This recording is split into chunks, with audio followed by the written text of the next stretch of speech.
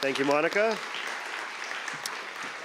Okay, so our next speaker oversees the City of El Cerrito's new LEED Platinum Recycling and Environmental Resource Center. He has managed recycling and waste for the city for 6 years. A long time ago, he drove box trucks on the University of California, Berkeley campus. And in 2012, he was a key member of the team that planned, designed, and constructed this beautiful new facility that he's going to tell us about. Please welcome Garth Schultz.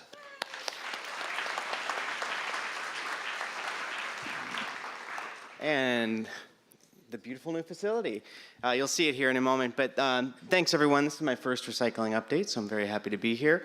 I'm going to talk a bit about how our new facility came to be, where it came from, and why we're getting a lot of interest from other neighboring communities, both here in the Bay Area, around the state, and from other parts of the world.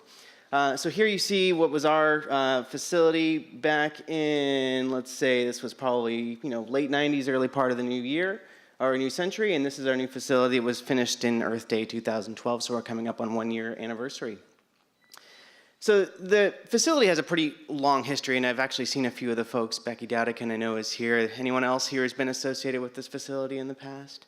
No, not at the moment. But there's been a lot of folks in the area that have come through this facility, and it's started in '72 by a group of community volunteers who approached the city council and just said, look, hey, we want to recycle, we want to be able to do stuff. The garbage wars were going on in Albany just before this. So the city gave them a plot of land, $500, and said, good luck, we don't think it's going to work, but give it a shot. After 5 years, it had grown so much that it really was something that became, by necessity, a city-run operation. And had a really thriving period through the 80s and 90s. Lots and lots of use, growing in terms of its programs and visitorship. You can see in the sign here, it was first and third Saturdays. By the end of the 90s, it was 7 days a week. But in the 90s, it became pretty apparent to members of the community, the folks working at the facility, the folks managing the facility, that it was outdated, never really fully planned out in terms of what it could be for the next 30 years. So a series of community surveys went out. The council, the community, the staff asked folks, do you want this? Do you want to see this facility continue to be here? Is this something that's become a relic, or is it something that we should reinvest in as a city and continue to move forward? And there was a resounding yes. It was a mail-out survey with something like a 30% return rate, with everyone saying yes, and we would pay more to make sure that that's the case, which was very exciting. So between the late 90s and the early part of the 2000s, there was a few different design attempts to think through what was this new facility going to look like, how was it going to be made, what was it going to do, and most of those came in pretty over budget from what we thought we would be able to afford, partially because so much processing was still going on site. All the city's curbside trucks, we own and operate our own curbside recycling collection system for residents and commercial. They all still tipped on site, and we would have folks sorting by hand through cardboard and paper and cans and bottles oftentimes, and repackaging that material in bales or roll-offs to go to local MRFs. We finally said, we're too small to be able to do this. There's plenty of MRFs locally. Let's focus on what we can do best and focus on this community drop-off facility. So we went out in basically 2009, 2010, we started approaching the community saying, look, we want to redo this facility. We want to be able to see what we can make it work. And we want to keep the character of what's made this facility so well loved by the community since the 70s. And we keyed onto a new thing that was really valuable for us as a local government agency, was a design build process. So rather than the typical local government design bid build, you get an architect to design the facility, you put it out to bid, and you take your lowest bidder. We were able to bring the architect and the contractor to the table all at once and say, we're going to pay you a stipulated sum. We know our rates can afford $3.5 million. And that's it. So we're going to tell you what we want. We want you to figure out how it's going to be possible, and we're only going to pay you this much, no more.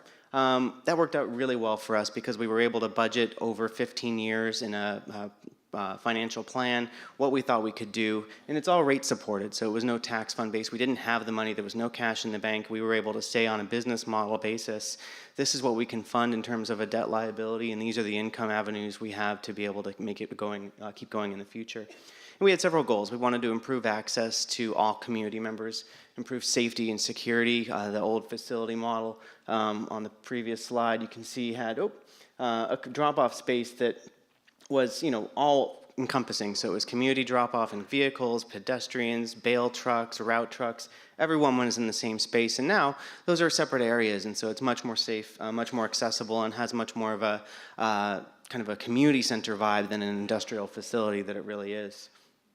And one of the primary things is, we took a look at stop waste lists. We looked at other lists out there and said, what's the sphere of materials that could be collected in a single drop-off point? And our goal is to try to get to all of those. We're not quite there. We're not taking the higher level HHW materials, but we really want to try to be a one-stop shop for everything that's under the sun and work with local partners. We work with Urban Ore, Goodwill, Universal Waste Management, a number of different folks to be able to provide through this facility access to those materials. And increase the revenue. We figured by offering more services, we could draw some folks from other communities as well. So if you come, bring us your cardboard and paper, please. And I'm excited to say we got LEED Platinum certification through the Green Building Council last December. So we're one of, I think, 17 local and state government facilities around, and possibly in the state, that are LEED Platinum. So it's very exciting, and we have a lot of green features: PV, rainwater collection, low energy buildings. Very, very exciting. So this is a bit of a schematic, and I know that you can't see the bullets, but this is a map that we post on site giving you an idea of the range of materials we do collect and how it's laid out on site. We have a tour this Friday, and I encourage you to come. But this gives a sense of, we want to make it very easy for folks to come and drop off. And looking at our own facility and doing some tours of other facilities before we went into the redesign phase, we realized a lot of facilities are, they're favorable to people dropping off large loads, but there's not a lot of areas where you can be in a residential community and access to a facility like this where it doesn't feel like it's industrial, where it feels more like you can figure out each and every little space that you need to drop off your materials in a pretty functional fashion. So we've got wayfinding signs throughout, picture-based education about what materials go where in English, Spanish, and Chinese. And one major feature that's been an outgrowth of what was just kind of an informal book exchange years ago is developed into more of a thriving exchange zone for all types of small, safe materials that could be exchanged locally in the community. So one of the reasons we've been getting some interest, and we thought this was going to be, when we first saw the design and we saw what was actually going to be accomplished from this project, we thought this might be coming. But again, I mentioned that there's no tax base. We didn't have general fund. We didn't have any bonding or anything. We got a private placement loan to build the facility, and we had to figure out how to fund it. The wide range of materials is really important. We kept hearing from community members over and over and over in the past that, why don't you take CFLs? Why don't you take tubes? Why don't you take paint? And that's hard. There's extra permits, there's extra training, there's extra liability. Those excuses just weren't cutting it anymore. And so our goal came to be, let's figure out how to make it happen, even if it's going to be something that we have to charge for. I mentioned 7 days a week. One item of note is, prior to reconstruction, we were seeing peak visitorship, usually on the weekends, anywhere in the range of, 200 to 300 visits per day. And these are usually car visits, although we do have bicycles and walk-ins. Those have gone up to about 200 to 500 visits a day, and in our first couple of months after reopening, we were up in the 600s. So, over the course of an 8 or 10 hour day at the facility, there's cars just circling through the entire time you're there.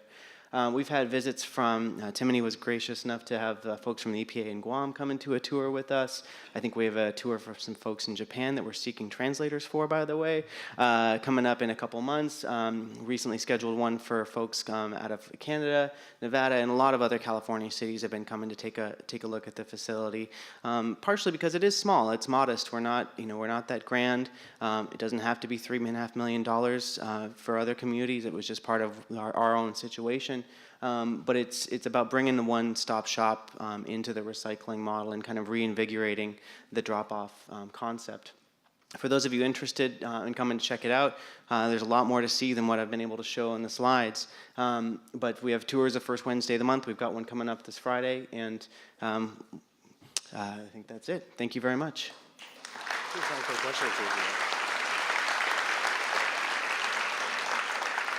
Thanks. That's me. Feel free to give me a holler, and I can take a question or two. So I hear. Questions? None? Any? It's so beautiful. Okay, go ahead. Whoever that was. I was so excited to hear that you take styrofoam, so I organized a neighborhood pickup of all the